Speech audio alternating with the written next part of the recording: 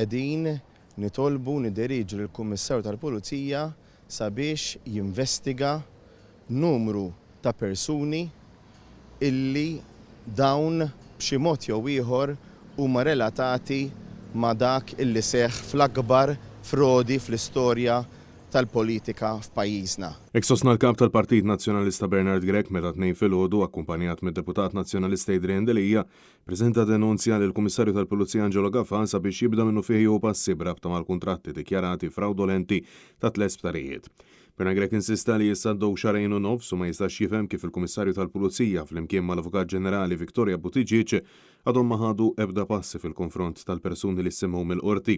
Ismijiet li ħarġu mis-sentenza konklusiva li tat lura l-isptarijiet sallu Karen Grech u dak ġenerali tawdex lil poplu Malti Wawċi u bekk annullat il-kuntratti li kellu l-gvern ta' Bela ma' Vital Su Stewart. Kellu il-poter li jinvestiga u jressaq persuni relatati issa li nafu għax qaltilna konfermat il-qorti li dan huwa frodi li din hija korruzzjoni u fil-fatt annullat il-kuntratti kollha.